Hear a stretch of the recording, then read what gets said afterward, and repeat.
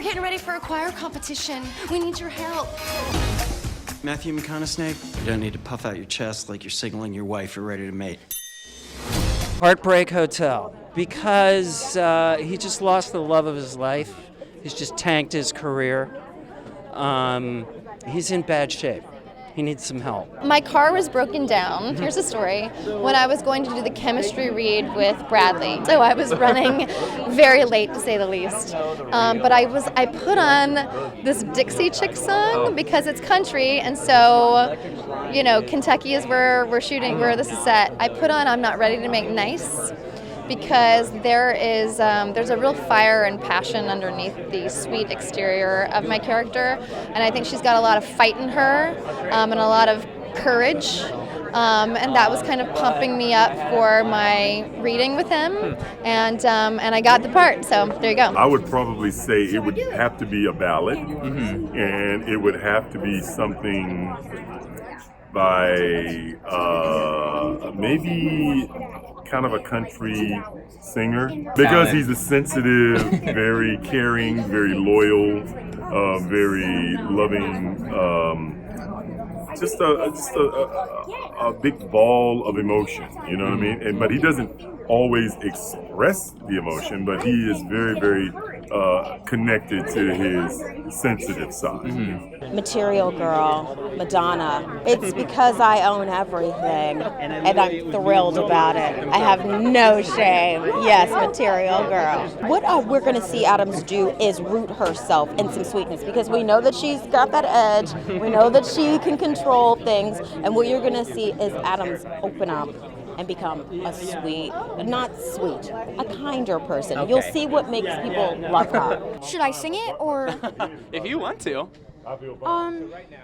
This will have like a story behind it. Do na nobis pacem.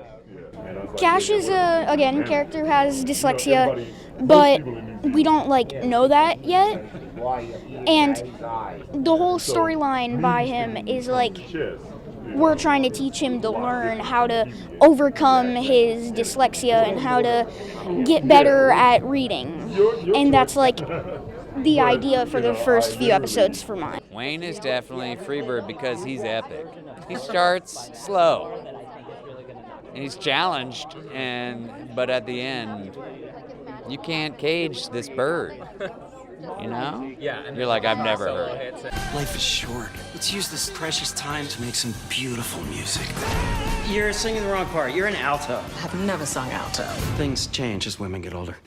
You say? No, I was obsessed with Jesus Christ Superstar in 6th grade. Celine Dion, have you heard of her? Yeah. Okay. There was an album that I just listened to over and over and over in middle school, and just was my heart was going on, you know what I mean? I was obsessed with it. It wasn't Titanic, but it was one of her first albums that I just fell in love with Celine Dion, and another Lisa Loeb album. The earliest group I fell in love with was the Jackson 5, because I was a kid, and I just loved the fact that these kids were on stage, you know, boom, bada boom, bada boom, boom, boom, you know, I just loved that, right? But then my voice changed, and I thought that was it, you know, because I couldn't sing the Jackson 5 lead anymore. You know, Michael Jackson, I couldn't sing it anymore. My voice was way too low, you know? And I thought that was it, and then I overheard one of my dad's albums, which was a John Coltrane, Johnny Hartman. Oh, yeah. And I was like, wow, who is that? You know, I can sing that, you know what I mean? And then I started diving into Jelly Roll Morton, Mr. 5x5, Barry White came along a little later in my life, because, you know, Mama wouldn't let you listen to Barry White. When I got Prince Purple Rain, it changed my life. I broke it, the tape.